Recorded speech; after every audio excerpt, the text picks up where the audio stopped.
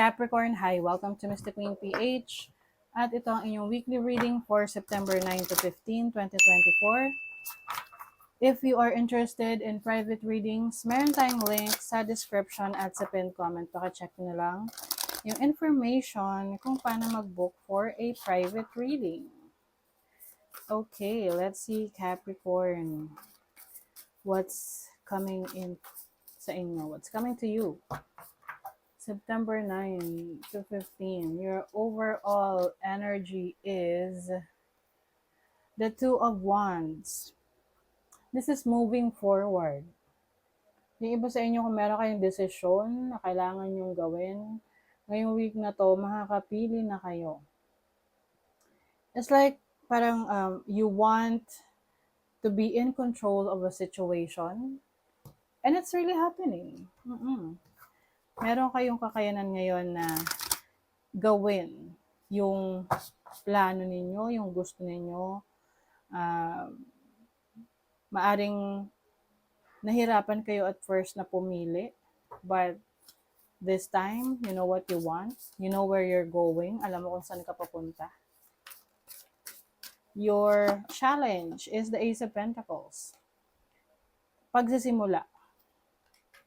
So, yung iba sa inyo, maaring merong challenging situation sa trabaho, sa business, or sa career na nagsisimula. Example, meron kayong sisimulang project sa trabaho ninyo or sa business ninyo. May mga times na nasa-stress ka, ano yung dapat mong gawin, paano magsisimula. Oo. Let's say, meron kang ilo-launch na product. So, syempre, medyo nakaka-stress nga yan na magsisimula ka. But, just go with it, no? Kasi hindi mo makikita or malalaman yung resulta niyan kung hindi mo susubukan. Ace of Pentacles is also about a new opportunities for your career. So, pwedeng may bago kang trabaho. Yung iba, this can be an opportunity sa ibang bansa. Pwedeng natanggap ko sa ibang bansa, no, abroad. And then, niisip mo, kaya mo ba yung malayo sa pamilya? Kaya mo ba yung bagong culture na kakaharapin mo? 'Di ba? Yung kultura ng mga tao sa ibang bansa, 'di ba? So, maraming changes. Your opportunity, the Queen of Cups. You have the opportunity to take care of your needs. Be more sensitive sa pangangailangan mo. Kasi minsan, mga Capricorn, inuuna nila yung iba. Yung needs ng iba bago yung sarili nila. Kasi sabi nga they are one of the most responsible zodiac sign, 'di ba? Signs of the zodiac. So, may mga pagkakataon na nakakalimutan nila yung sarili nila, or not actually nakakalimutan, but hindi lang nila pinaprioritize. So, you have the opportunity to prioritize yourself, to take care of yourself, na hindi ka nag-feeling guilty na ginagawa mo yan para sa sarili mo. Lalo na if you're working hard, no? You deserve it. Yes. Your blessing, Two of Cups. O, yung iba sa inyo, if you are in a relationship, blessing yan sa inyo, yung relasyon na meron kayo ngayon. Especially kung, parang may duality, like may pareho sa inyo, na parang feeling mo, twin mo siya, na you understand each other, marami kayong pagkakaparehas, marami kayong interest. And some of you, this is also a blessing of agreement. You might be signing a contract. Pwedeng ito ay opportunity to work abroad as a contract, di ba? Or a contract to have a business with someone, or sarili mong negosyo, pero syempre sa mga negosyo may mga contracts na papasukin, di ba? So, sa money, career, finances, Queen of Pentacles. Wow, okay. You have the Four of Swords. Yung iba sa inyo, you are bouncing back, Capricorn. If you've had challenges or frustrations in your finances in the past, yung mga pera na inaasahan nyo, nade-delay, hindi nyo pa agad nakukuha.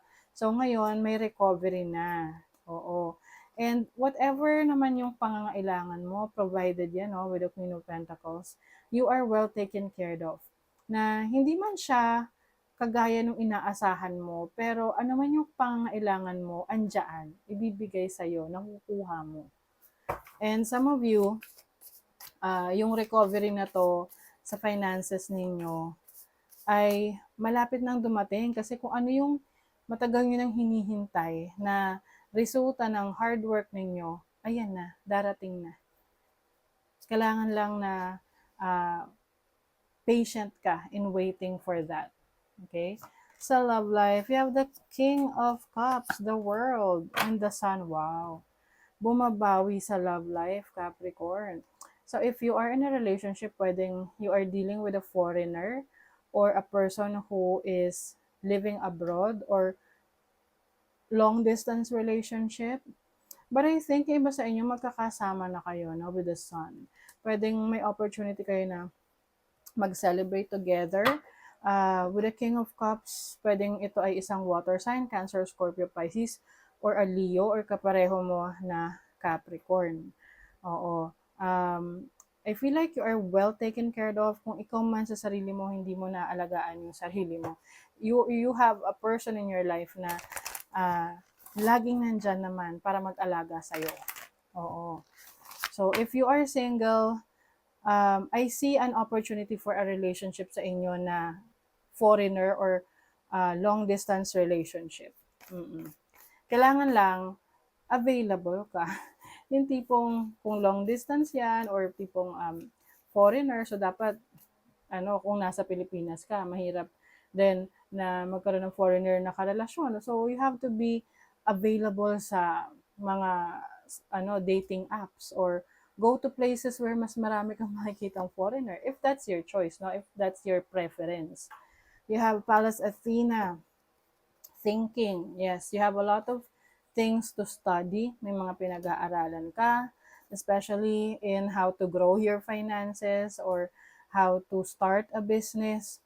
Yung iba sa inyo, meron din kayong pinag-iisipan na i-acquire, bilhin na property na pwede nyong pagkakitaan. You also have strength, dignified. So, you are in that road to success.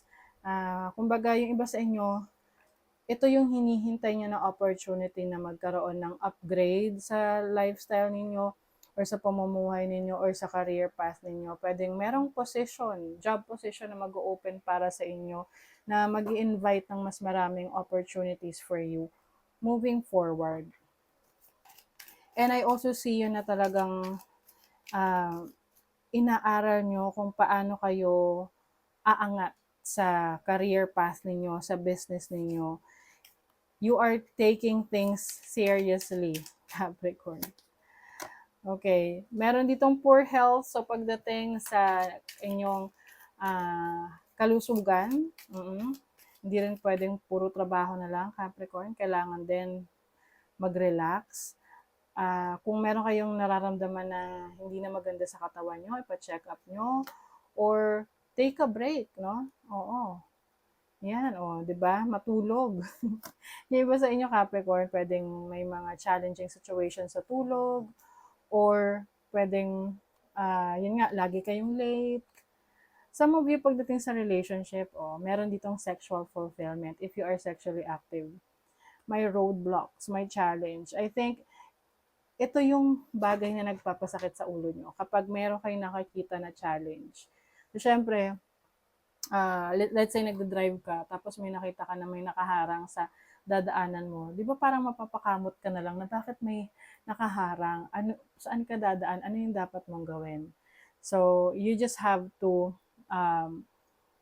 parang face it with determination and strength kung magagawan mo siya ng paraan. Kung hindi, then take another route, no? Maghanap ka ng ibang ruta para makarating ka sa gusto mong puntahan. Kasi hindi lang naman yan yung option mo. Meron pang iba. Okay? Passion. You are very passionate. Light up your life by honoring your deepest desires. Yes. Minsan kasi we become too competitive to the point na hindi na natin alam talaga kung ano yung gusto natin. Yung tipong, yung talagang gusto natin na doon tayo mag-excel. nagiging competitive lang tayo kasi meron tayong gustong patunayan na we are the best or we are capable of doing that even though hindi naman yun yung interest natin. So for some of you, you're going to honor your deepest desires. Hahanapin mo within you yung iyong passion. Okay? At yun yung ipopursue mo. Mahirap man, kayang-kaya mo.